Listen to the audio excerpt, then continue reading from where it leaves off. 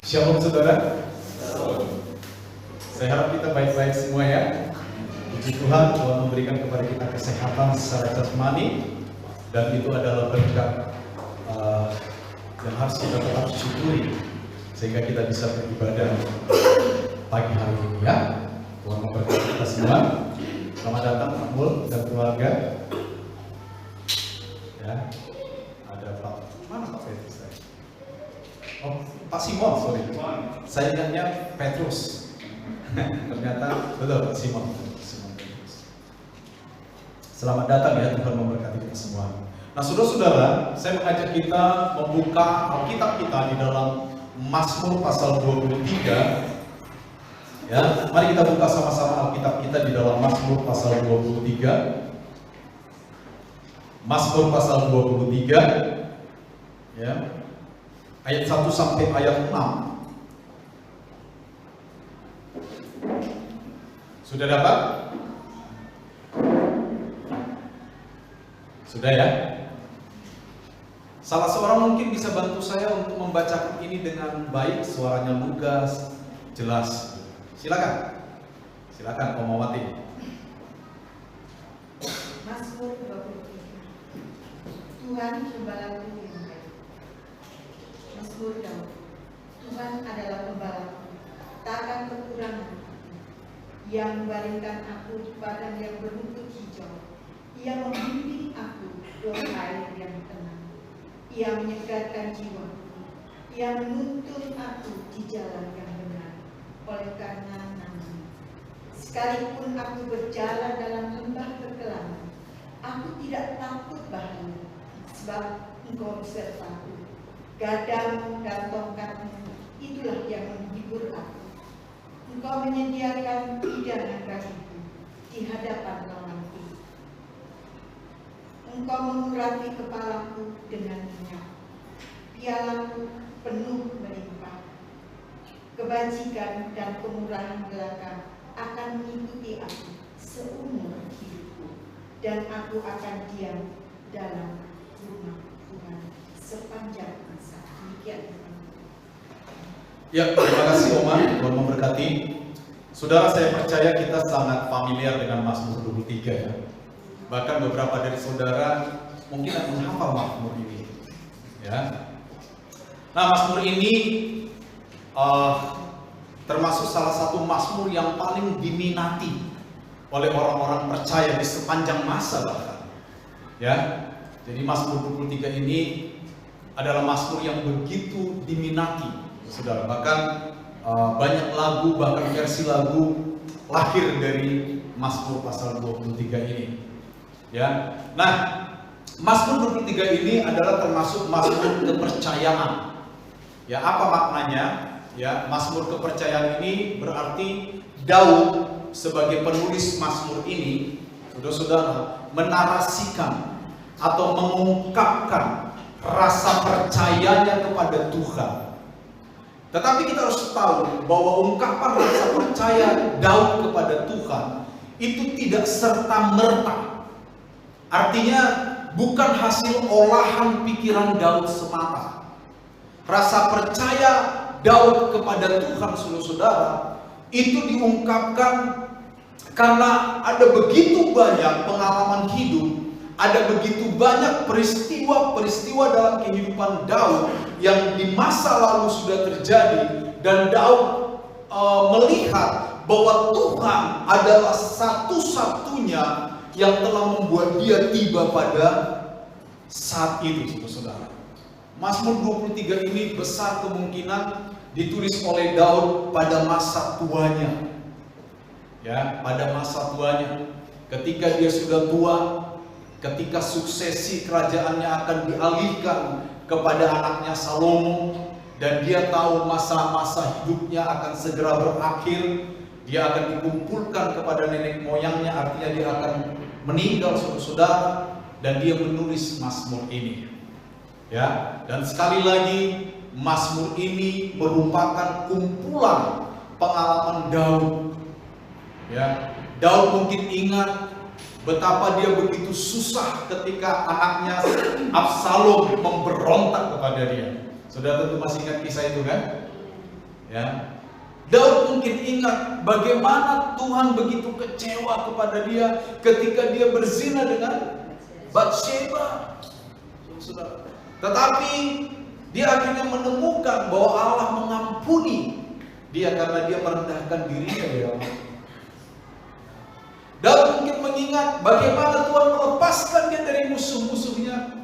Pada waktu usianya masih sangat muda, Tuhan sudah menunjuk Daud sebagai pengganti Saul melalui Samuel. Tetapi karena Saul iri hati, ya Saul marah.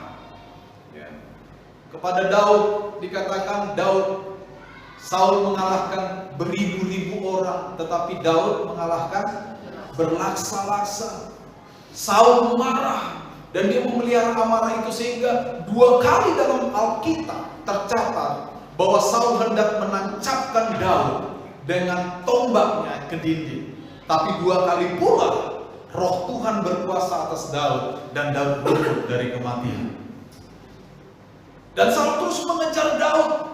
Sampai pernah saya cerita, saking takutnya Daud, dia harus lari ke negeri orang Filistin. Dia bertemu dengan raja di sana. Dan ketika orang Filistin mengenali dia, ini dia Daud ini. Orang-orang yang dilulukan oleh Israel, yang mengalahkan rakyat Filistin. Bunuh saja dia. Tiba-tiba Daud pura-pura gila. Ya, itu saking dia khawatir, saking dia takut. Ya, Daud mengalami masa-masa sulit dalam hidupnya. Masa-masa yang mungkin raja-raja lain di Israel tidak mengalami seperti yang dialami Daud. Dia dikejar oleh anaknya. Dia harus berlari dari sudut tebing yang satu ke sudut tebing yang lain.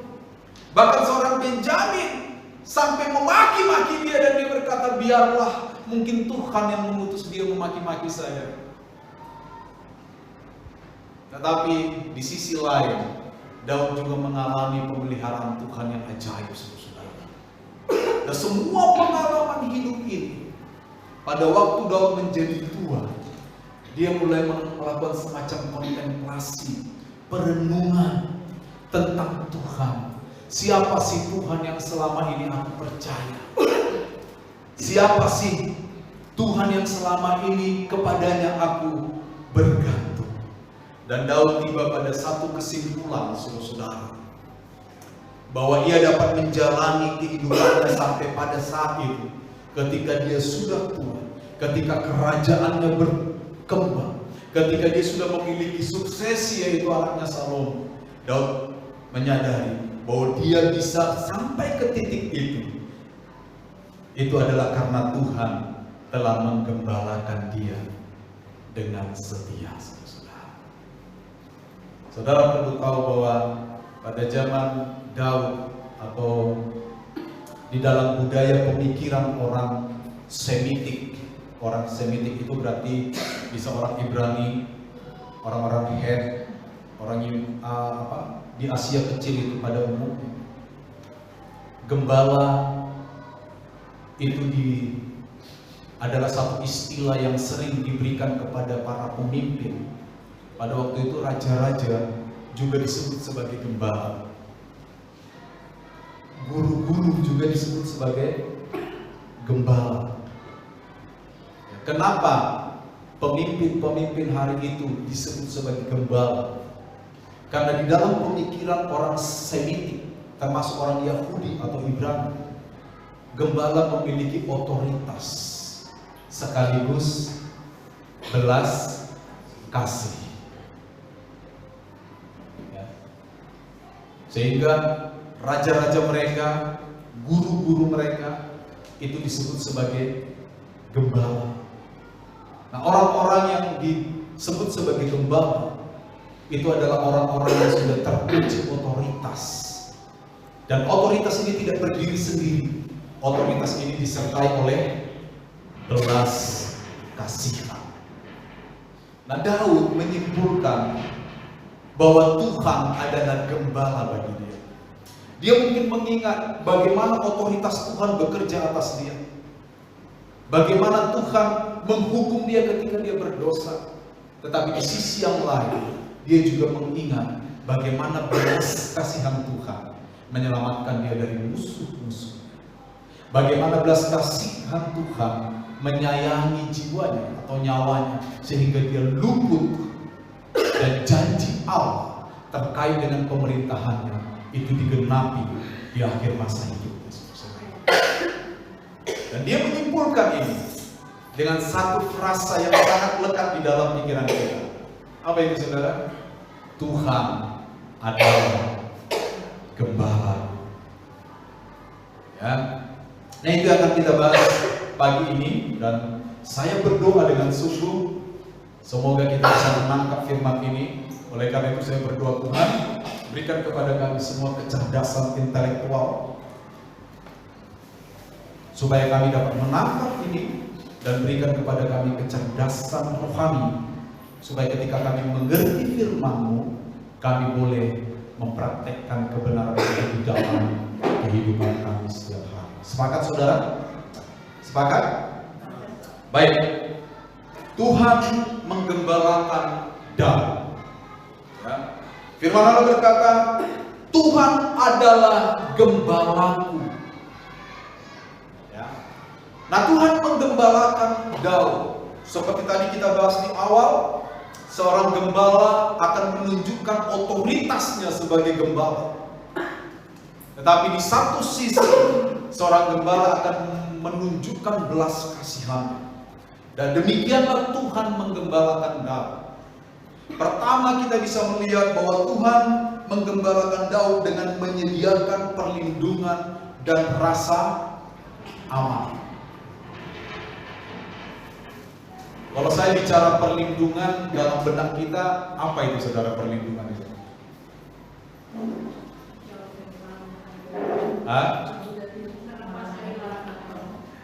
Kapan saudara butuh perlindungan?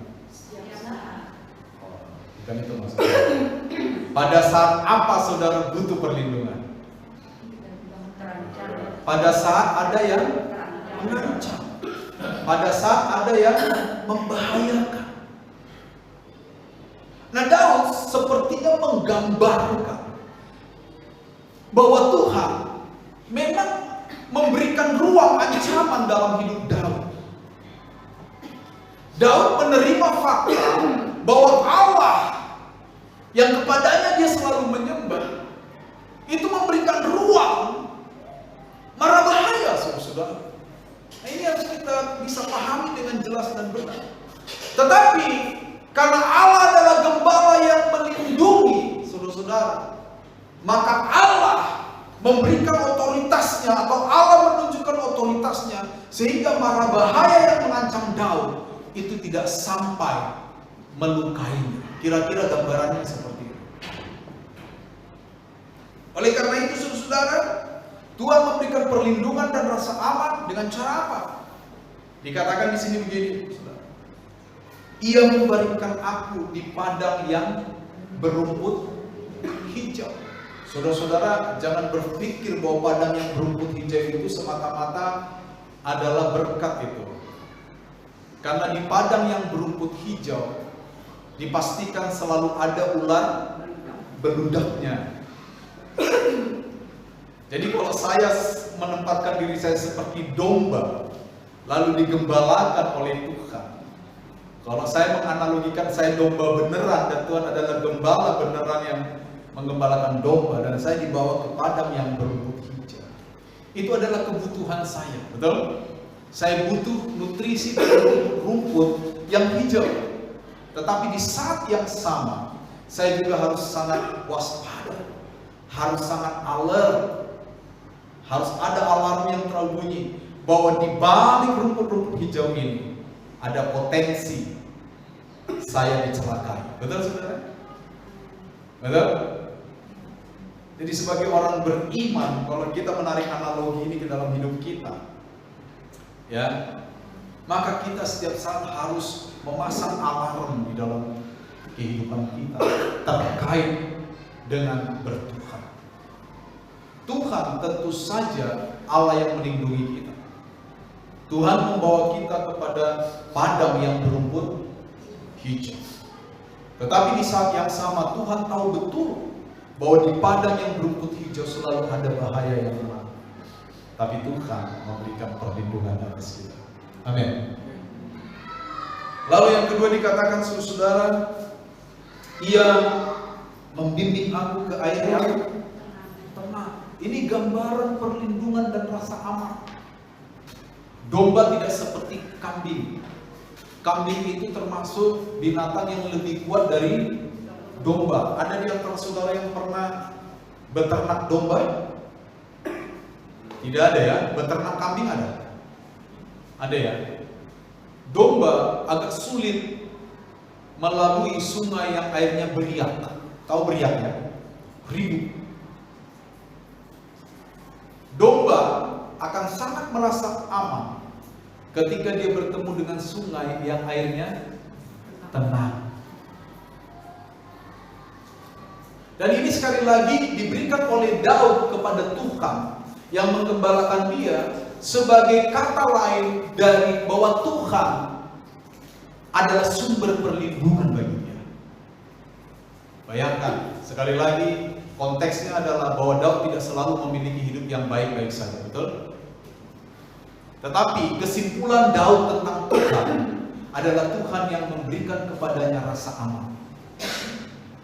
Kehidupan Daud dianggap aman bukan karena ketiadaan bahaya. Kehidupan Daud dianggap aman karena Tuhan melindungi dia dari bahaya tadi.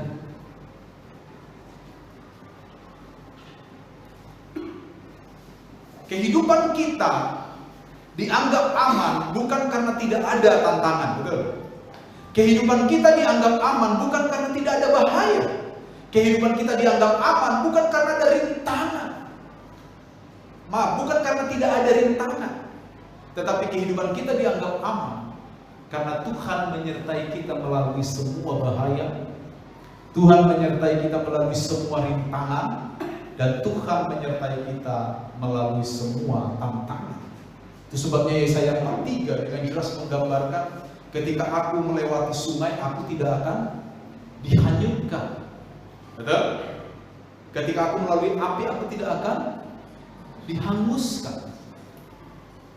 Bukan berarti nanti saudara bikin api unggun, lalu kutip Yesaya 43, oleh karena engkau berharga di mata Tuhan, kamu melewati api nggak terbakar, mari kita jalan rame-rame di api. Bukan. Itu analogi bahwa Allah digambarkan sebagai Allah yang menyertai kita. Amin. Nah itu nanti di ayat 4 diulang lagi tuh. Makanya saya pernah bilang konsep Immanuel ya atau Immanuel itu di sepanjang Alkitab itu muncul. Walaupun tanpa kata Immanuel. Konsep penyertaan Allah itu muncul. Karena itu memang yang dibutuhkan oleh umatnya, saudara, termasuk kita.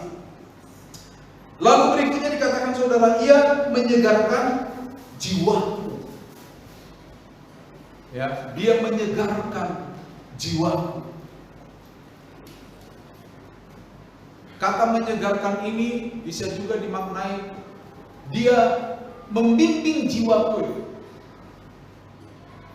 Ketika jiwaku berpotensi berbuat salah, ketika jiwaku lelah, maka Dia membimbing ke dalam kebenaran.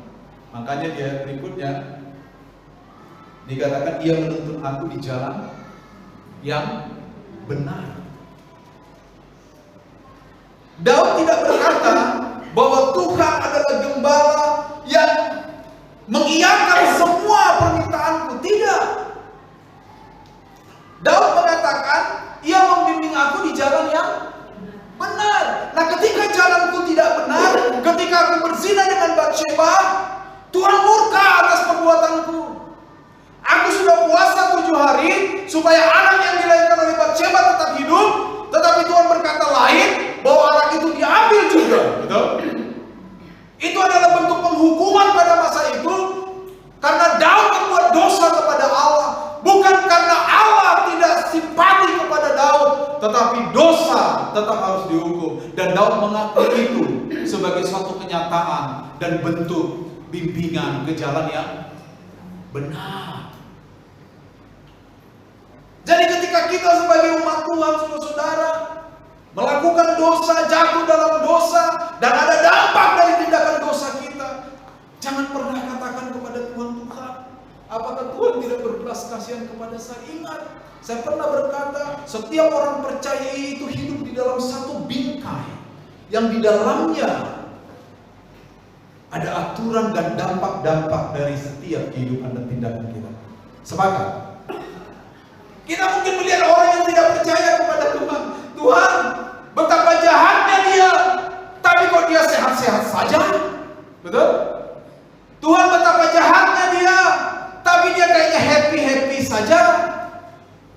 Saya baru melakukan satu dosa Tuhan, tapi kok saya langsung begini nih. Ingat, orang yang tidak mengenal Tuhan tidak ada di dalam bingkai kehidupan kita. Amin.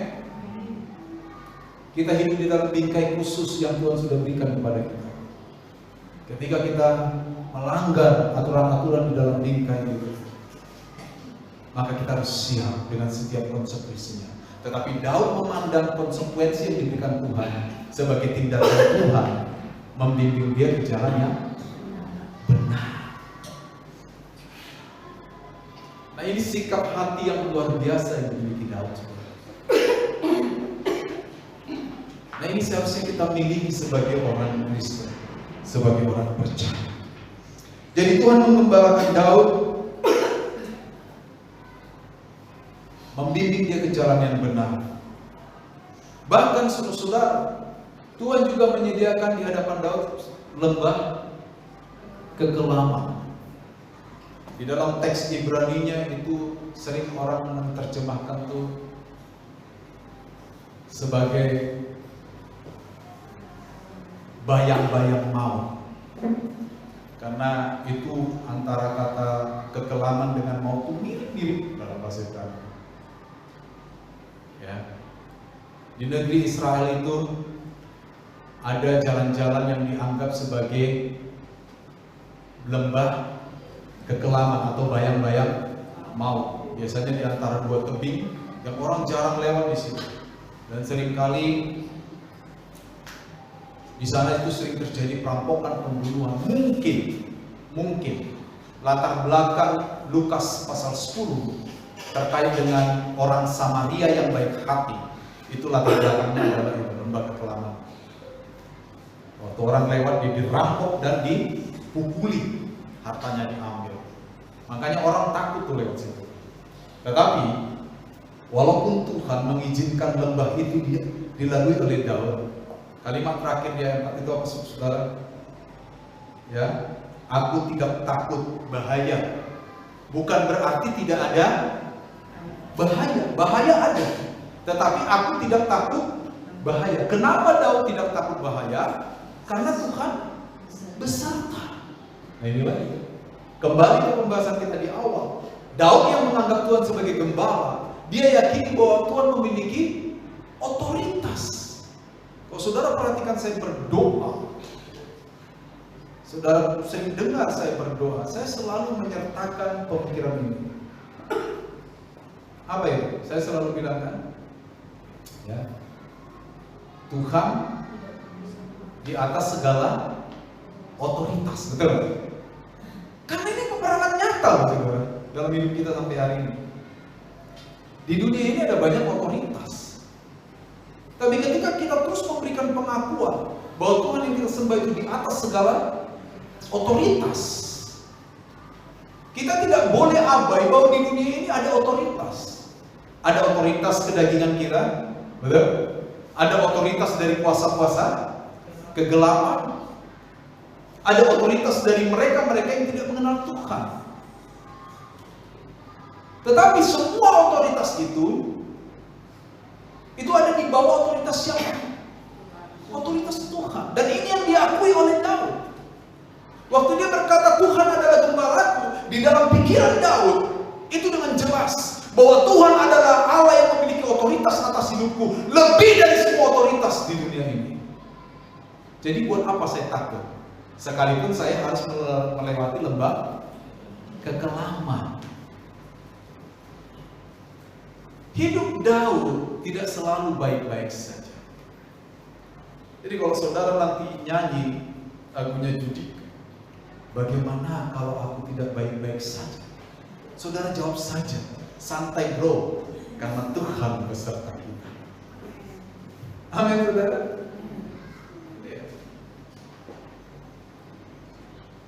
Dan saya mengalami konsep ini, dan saya mengakui kekuatan dari konsep ini di dalam pikiran saya. Saya sebagai hamba Tuhan, itu banyak pergumulan yang saudara mungkin tidak tahu, ya kan? Karena kalau saya cerita sama saudara, malu juga saya cerita sama jemaat. Dan pergumulan-pergumulan itu seringkali tiba, ya, sebagai pergumulan yang dalam pikiran saya adalah pergumulan yang sangat mempengaruhi pikiran. Tetapi saudara perlu tahu, saya mengerti bahwa Tuhan adalah gembala yang punya otoritas. Saya selalu bilang dalam doa-doa pribadi saya pun itu saya selalu bilang, Tuhan, aku mengakui bahwa Engkau adalah Allah yang memiliki otoritas atas hidupku. Amin. Dan itu seringkali menenangkan saya, saudara. Ya, itu seringkali menenangkan saya. Dan kerap kali. Nah ini yang ada dalam pikiran kamu. Sekalipun aku dalam lembah kekelaman, aku tidak takut bahaya. Dan pernyataan aku tidak takut bahaya, itu bukan pernyataan yang serta-merta. Itu bukan pengakuan yang tanpa dasar. Aku tidak takut bahaya, itu adalah satu pengakuan yang memiliki dasar yang kuat. Apa itu? Karena Tuhan beserta. Dan itu tidak bisa digoyah. Sebagai orang percaya, sebagai orang Kristen, sebagai orang yang menerima Yesus sebagai Tuhan dan Juru Selamat, jadikan ini menjadi kalimat iman kita. Tuhan beserta. Dan ini bukan kalimat iman yang mengada-ngada. Ini adalah kalimat iman yang memang tersedia bagi kita, betul? Bahwa Tuhan beserta kita. Ya. Nah berikutnya saudara, Tuhan menggembalakan Daud dengan menyediakan bantuan yang dia perlukan. Apa saja itu? Di ayat 4, gadamu dan tongkatmu itulah yang menghibur aku. Kenapa gada dan tongkat menghibur? Ini anak-anak kenapa keluar masuk? Apakah tidak ada sekolah minggu di sana?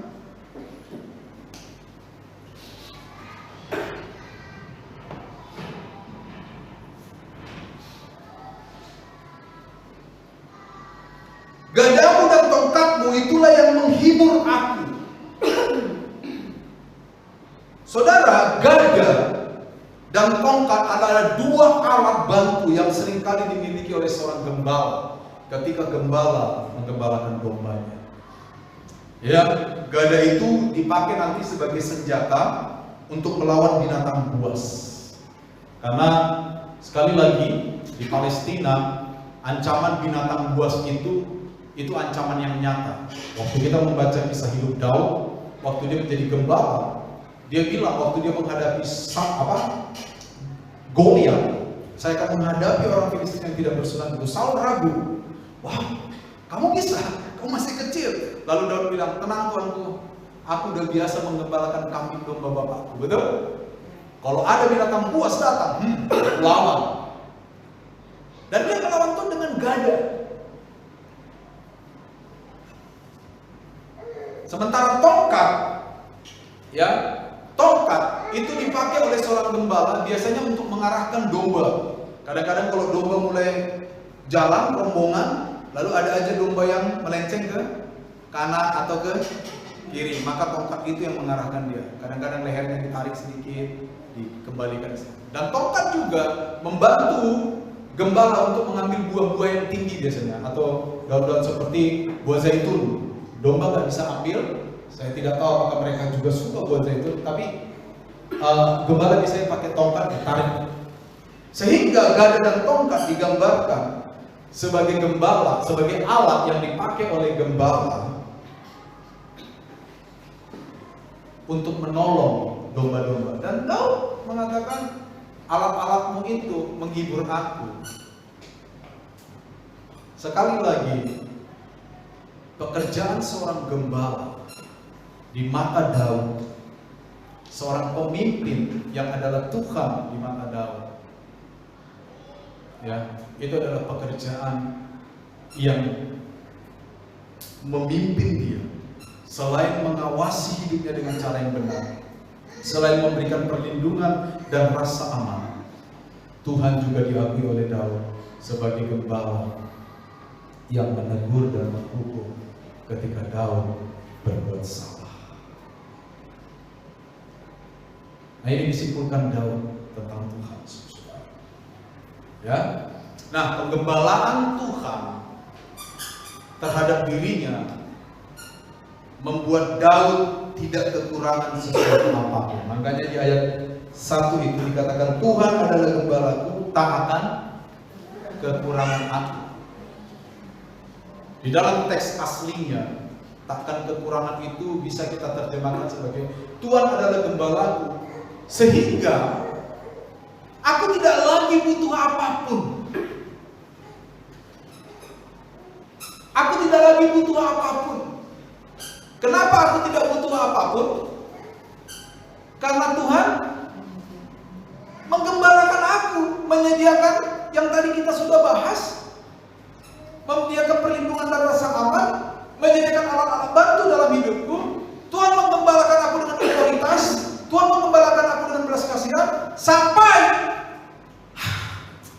aku udah nggak butuh apa-apa, udah aman hidupku, nggak butuh apa-apa lagi. Saudara pernah merasa pada posisi itu? Bukan kepada Tuhan nih, ya. Saudara merasa udahlah hidupku udah oke lah ini, aku udah nggak butuh apa-apa. Pernah merasa tiba sampai posisi itu? Pernah? Saya belum ini. Karena saya sudah tua. Karena udah tua. Oma biar tua kan masih butuh banyak. Masa udah tua nggak butuh apa? Maksudnya yang hal-hal bersifat duniawi. Saudara, saya mau beritahu, ungkapan ini hanya dihubungkan dengan hadirnya Tuhan dalam hidup kita. Di dunia ini, saya berani jamin bahwa manusia tidak akan pernah habis kebutuhannya, betul?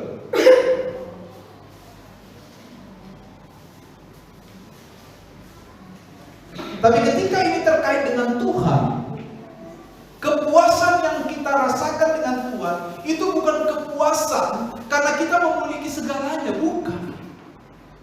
Kepuasan yang Daud rasakan terhadap Tuhan itu adalah satu bentuk kepuasan di mana dia melihat bahwa Tuhanlah yang sudah membawa dia sampai pada titik itu, dan dia belajar bahwa tanpa Tuhan dia tidak mungkin menjadi siapapun. So dia berkata, wah, Tuhan saja yang aku perlu. Itu maksudnya. Jadi kata aku tidak kekurangan apapun, Tuhan adalah gembalaku, takkan kekurangan aku. Itu bisa dibawa kepada pengertian itu. Ketika aku merenungkan, ketika aku memikirkan masa laluku, ketika aku memikirkan apa yang terjadi bersama dengan Tuhan di masa laluku sampai hari ini, Daud berkata dengan jelas, hanya Tuhan yang aku perlu. Itu maknanya. Betul? Kekayaan bisa hilang nggak? Masa? Bisa. Martabat, harga diri kita di dalam dunia bisa hilang nggak? Bisa. Orang tua kadang martabatnya hilang waktu anaknya memberontak, betul nggak? Tetapi tidak boleh ada anak yang memberontak di ruangan ini. Sepakat? Ya. Kadang-kadang si miskin bisa kehilangan martabatnya karena selalu dihina oleh si kaya. Kadang-kadang kita sebagai rakyat awam kehilangan hak kita karena kita berhadapan dengan mereka yang berkuasa.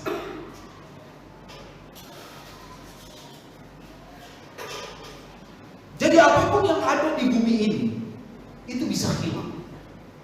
Makanya Petrus dengan mengutip perjanjian lama dia berkata, segala hidup itu seperti rumput dan kemuliaannya seperti bunga rumput.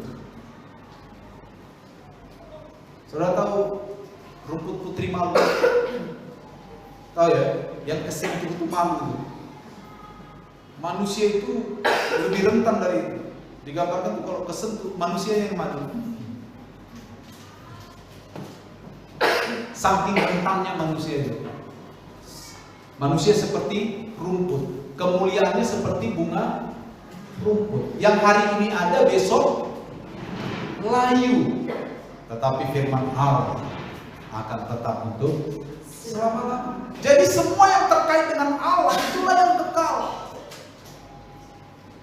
Maka Daud mengatakan, kalau Tuhan adalah gembalaku, kalau Tuhan yang sudah melindungi aku selama ini, yang sudah menghukum aku selama ini, yang sudah mengajari aku selama ini, kalau dia tetap bersama dengan aku tidak akan kekurangan apa. Sekali lagi maknanya, hanya Tuhan yang aku perlu dalam hidup. Oleh karena itu dari teks ini kita bisa tarik lebih jauh lagi aplikasinya dalam hidup kita. Maka utamakanlah Tuhan dalam segala bentuk aktivitas kita. Amin. Amin. Jangan cuma amin, lakukan. Karena saya udah sering dengar orang ngomong amin, walaupun saya nyuruh amin. Amin. Tapi seringkali kita tidak amin waktu melakukan. Diakui kan? Enggak.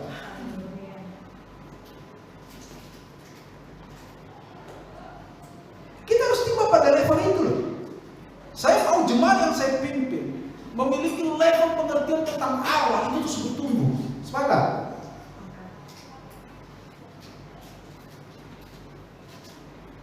Jadi Daud, saudara, meyakini bahwa Tuhan satu-satunya yang utama dalam hidup. Oleh karena itu, dalam hidup kita sebagai orang percaya, mari kita utamakan Tuhan di atas setiap tindakan kita. Kalau tindakan kita walaupun menguntungkan kita, tapi itu bertentangan dengan sifat Allah dan keadaan Allah, maka biarlah kita rugi. Amin.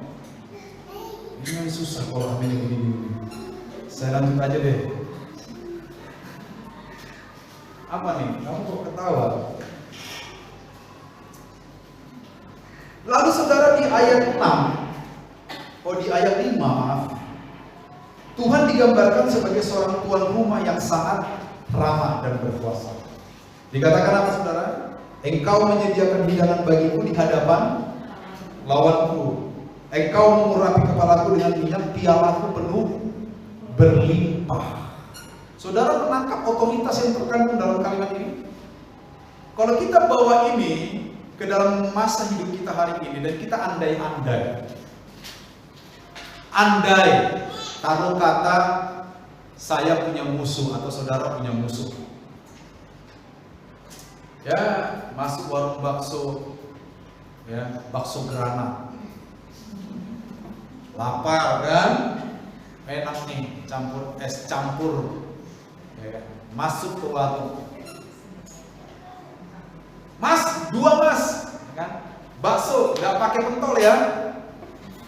Terus mau makan apa? Nggak pakai mie, pakai pentol aja. Tiba-tiba mau makan, ada musuh di belakang. Duduk di meja kita, cross table. Saya di sini, dia di situ. Saudara makan? Jawablah. Saudara jadi makan? Hah? Bergolak kan? Padahal udah enak nih, bakso granat nih. Lalu mikir, kebetulan di granat, cabut aja pinnya. Tetapi apa yang saudara tangkap ketika Daud berkata, engkau menyediakan hidangan bagiku di hadapan lawanku? Apa yang saudara tangkap? Otoritas. Artinya, kalau kita mau tarik ini ke dalam kalimat-kalimat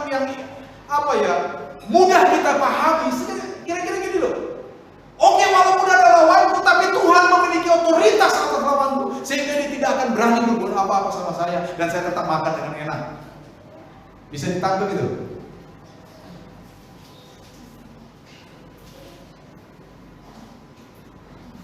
Ini otoritas. Daud mengakui bahwa Allah memiliki otoritas bahkan terhadap lawannya. Dan nanti aplikasinya ini kita bisa tarik banyak hal.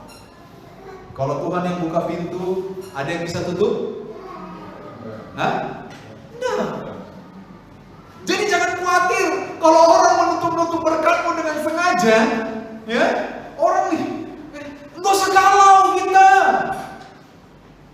nggak usah balas, amin. Berusaha saja semaksimal mungkin, lakukan yang terbaik dengan cara-cara yang benar. Kalau Tuhan buka pintu, tidak seorang pun dapat menutup. Itu aplikasi yang kita perlebar loh ya.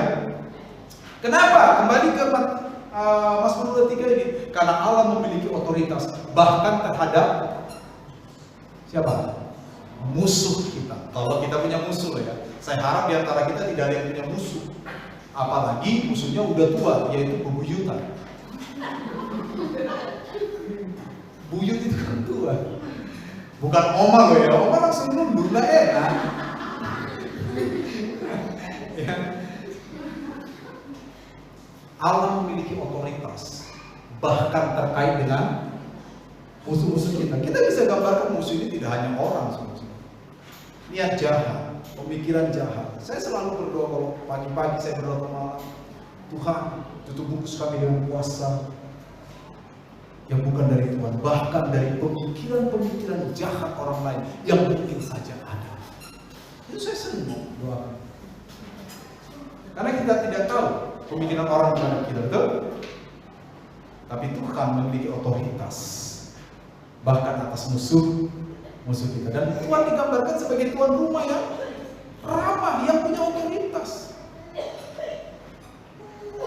Banyak penafsir menghubungkan ini dengan peristiwa Israel waktu mereka keluar dari tanah Mesir dan ada di padang gurun. Berapa lama Israel ada di padang gurun? Berapa? 39 tahun 11 bulan. Oh. Mereka ada di padang gurun. Tapi kalau saudara baca kitab Ulangan dan kitab Keluaran, saudara akan segera menemukan padang gurun yang sangat berbahaya, di mana banyak ular-ular beludak, kalajengking yang sangat berbahaya. Apakah pernah tertulis bahwa ada satu pun umat Israel dari yang tadinya 600.000 menjadi 3 juta orang itu dipatuk ular? Ada? Kecuali pada saat mereka menyembah berhala waktu Musa naik ke Sinai, lalu mereka mendirikan lembu emas itu di bawah pimpinan Harun. Yang mau selamat disuruh patok ular, itu pun selamat loh.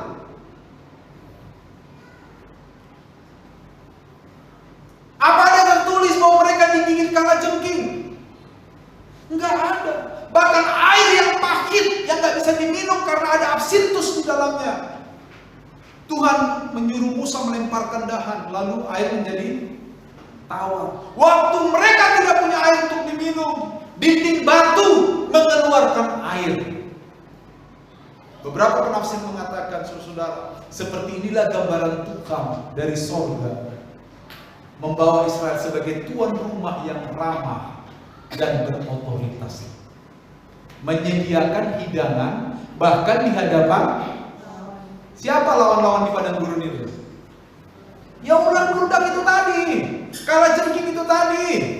Tapi Tuhan memberikan manna di pagi hari untuk bisa dimakan sepanjang hari. Waktu mereka bosan, mereka butuh daging, Tuhan kirim daging gak? Kita aja sekarang kalau hari raya kurban dapat cipratan daging kambing sekilo udah bersyukur banget, betul gak? 3 juta orang dipelihara Tuhan makan daging burung puyuh. Itu burung puyuh dari negara mana aja datang. Artinya apa?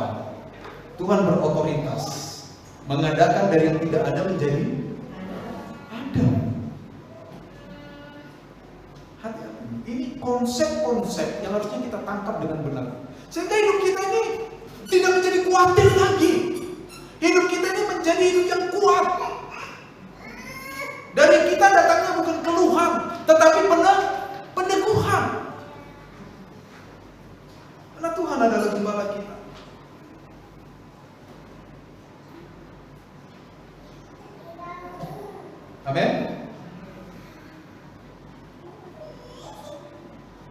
Saudara tahu, undangan makan pada masa itu, kan di sini Tuhan digambarkan sebagai orang yang memberi makanan, kan? Ya kan? Undangan makan pada masa itu bisa menyimpulkan, itu bisa diartikan sebagai persekutuan atau komuni, ya, yang di dalamnya juga bisa diadakan perjanjian. Bahkan sorga digambarkan dengan undangan makan. Salah satunya kehadiran Yesus. Wahyu pasal 3, ketika Yesus bicara kepada jemaat di Laodikia, 3 ayat 20, dikatakan apa? Aku berdiri di muka pintu, lalu mengetuk, knock knock knock. Barang siapa mendengarkan ketukan itu, lalu membukakan pintu, maka aku akan masuk bersama dengan dia dan akan apa? Makan.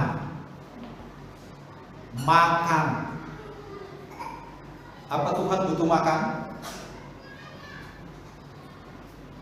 Makan adalah gambaran dari persekutuan.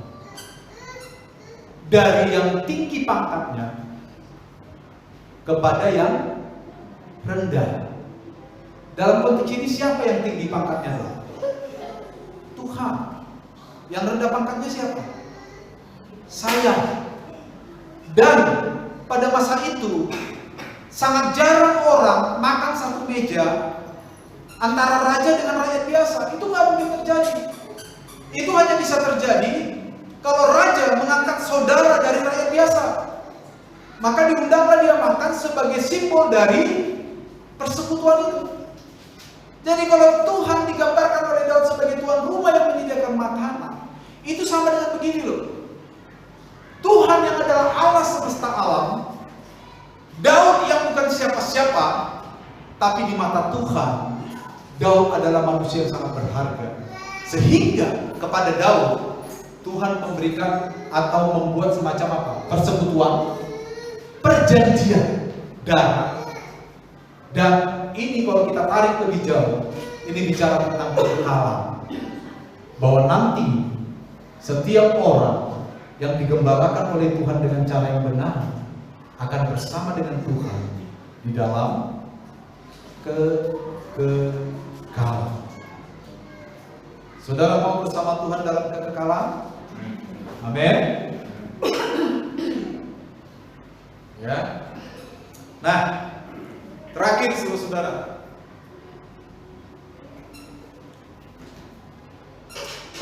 semua fakta ini membuat Daud berkomitmen untuk tetap setia kepada Tuhan dalam segala bentuk. Ayat 6 dikatakan apa? Kebajikan dan kemurahan belaka akan mengikuti aku seumur hidupku, dan aku akan diam dalam rumah Tuhan sepanjang masa. Intinya begini sederhana. Pengalaman Daud bersama dengan Tuhan itu segera menarik dia untuk sebuah keputusan. Apa keputusan itu? Diam di dalam rumah Tuhan sepanjang masa. Apa artinya bagi kita? Artinya begini. Pengalaman kita bersama dengan Tuhan seharusnya menarik kita untuk diam dalam rumah Tuhan sepanjang masa. Apa maknanya diam dalam rumah Tuhan sepanjang masa? Hari ini diam dalam rumah Tuhan sepanjang masa itu tidak berarti kita setiap jam ada di gereja, tidak. Diam dalam rumah Tuhan sepanjang masa kita berkomitmen. Apapun yang terjadi dalam hidup saya Tuhan, saya mau tetap mengakui Engkau adalah Tuhan. Apapun yang terjadi dalam hidup saya Tuhan, saya mau meninggalkan Engkau sebagai Tuhan. Apapun yang terjadi dalam hidup saya Tuhan, saya tetap mengaku bahwa Engkaulah satu-satunya yang berkuasa atas hidupku. Sampai nanti secara kekal aku akan diam di dalam surga yang adalah rumahmu. Amin saudara.